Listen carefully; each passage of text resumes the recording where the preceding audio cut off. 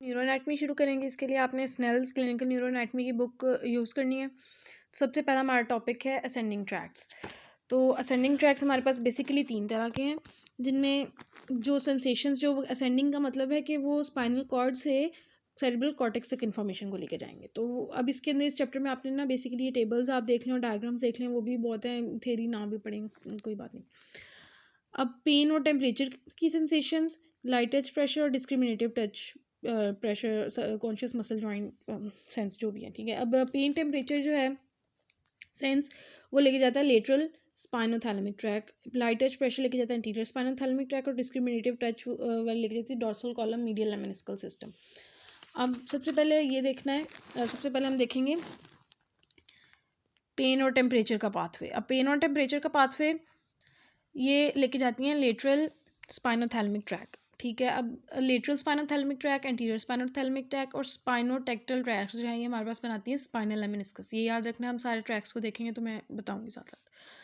अब इसके लिए क्या करना है, देखें जो भी एफरेंट इन्फॉर्मेशन हमारे पास आती है यानी सेंसरी इन्फॉर्मेशन आती है, वो हमें पता है कि जो डॉर्सल हॉर्न है स्पाइनल कॉर्ड का वहाँ पर आती है, ठीक है। वहाँ से अब इसमें भी ऐसे ही होगा, जितनी भी असेंडिंग ट्रैक्स की बात करेंगे वो उधर आएंगी, ठीक है। और जो आगे जो वेंट्रल हॉर्न होता है वो हमें पता है कि इफरेंट इन्फॉर्मेशन जाती हैं, मोटर इन्फॉर्मेशन जो है वो जाती है।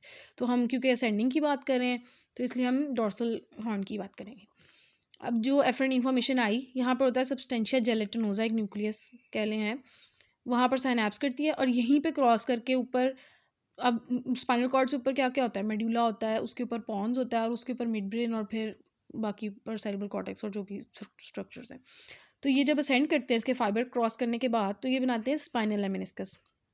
स्पाइनल लेमेनिस्कस इसी तरह मेड्यूला से पास करती है, पॉन से पास करती है और ब्रेन, मिड ब्रेन में टेगमेंटम एक जगह होती है, वो भी हम जब सेक्शंस देखेंगे तो उसमें देखेंगे।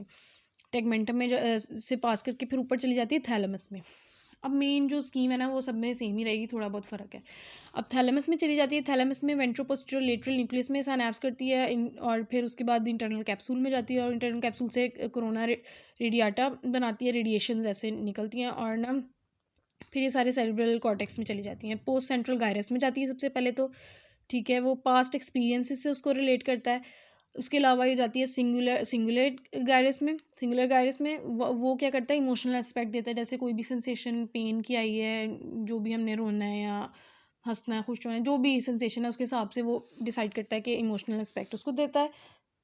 उसके अलावा ये जाते हैं इंसुलर गायरस में।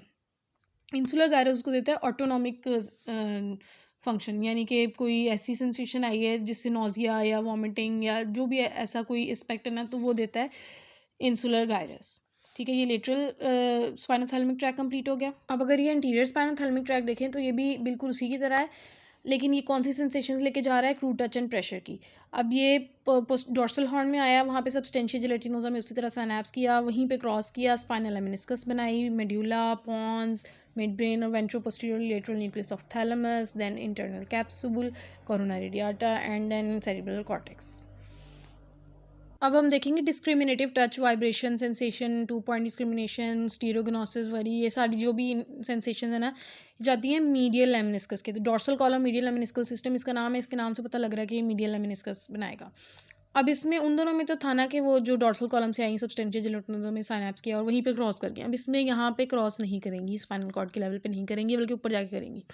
अब कैसे होगा कि ये इन्फॉर्मेशन आई डॉर्सल हॉर्न में, अब ये 2 तरह के ट्रैक्स में, 2 तरह के फाइबर्स में चली गई, असेंडिंग फाइबर्स आ गए, एक डिसेंडिंग फाइबर्स आ गए।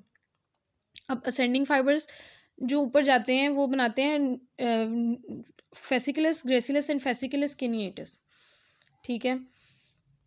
अब ये जब मेड्यूला के लेवल पे जाते हैं ना, तो यहाँ पर होते हैं न्यूक्लियस ग्रेसिलस और न्यूक्लियस क्यूनिएटिस। अब इन दोनों में वो साइनैप्स करते हैं और अब ये क्रॉस करेंगे। अब जो ये क्रॉस करेंगे ना, तो इन फाइबर्स को इधर भी क्रॉस किया, ठीक है। सिमिलरली यहाँ पर भी इसी तरह से इसने यूँ जो आए फाइबर्स, ठीक है, यहाँ पर आके यूँ क्रॉस करेंगे, यहाँ पर यूँ करके क्रॉस हो गए, अब दूसरी तरफ से ऊपर जाएंगे, जिस तरह इसमें दूसरी तरफ से जा रहे हैं, ठीक है ना। तो अब ये जो बनेंगे ना, ये इसको कहेंगे इंटरनल आर्कुएट फाइबर्स। इसी तरह एक्सटर्नल आर्कुएट फाइबर्स भी होते हैं कुछ, जो चले जाते हैं हमारे पास सेरिबेलम में, ठीक है। ये अब ये जो बने ना हमारे पास, ये इंटरनल आर्कुएट फाइबर्स थे। अब ये मेडुला से ऊपर पॉन्स ये पॉन्स में आ गए, पॉन्स से मिड ब्रेन में गए, मिड ब्रेन के बाद ये वेंट्रोपोस्टीरियर लेटरल न्यूक्लियस ऑफ थैलेमस में गए, वहाँ से इंटरनल कैप्सूल, कोरोना रेडिएटा और पूरे सेरिब्रल कॉर्टेक्स में चले गए।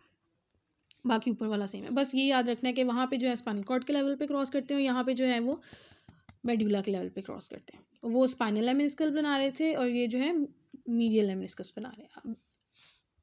अब जितने भी हमने फाइबर्स पढ़े हैं वो थे जो सेरिब्रल कॉर्टेक्स तक जा रहे थे। अब हम वो फाइबर्स पढ़ेंगे जो सेरिबेलम तक जाएंगे। अब सेरिबेलम किस तरह से, अब देखिए सेरिबेलम जो है ना, अब सबसे पहले ये पता होना चाहिए कि सेरिबेलम जो है ना वो हमारे पास तीनों जो भी स्ट्रक्चर्स है ना, मेडुला, उसके ऊपर पॉन्स और उसके ऊपर मिड ब्रेन, अब इन तीनों का कनेक्शन होता है सेरिबेलम से। किस तरह?